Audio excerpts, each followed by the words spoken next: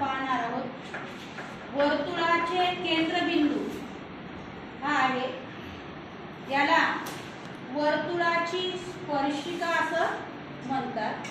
त्याच्यानंतर हा वर्तुळाचा काय आहे, परिघ आहे।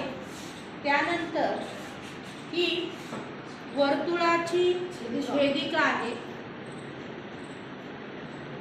हा वर्तुळाचा खंड आहे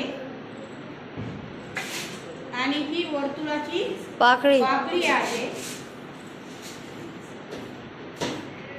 हा वर्तुळाचा कंस आहे, हा वर्तुळाचा व्यास आहे, ही वर्तुळाची जीवा आहे आणि ही वर्तुळाची त्रिज्या। बरोबर आहे। आपण हे सगळे भाग काय केलेले अभ्यासलेले आहे। आता या भागाची पूर्ण भागाची तुम्हाला ओळख झालेली आहे।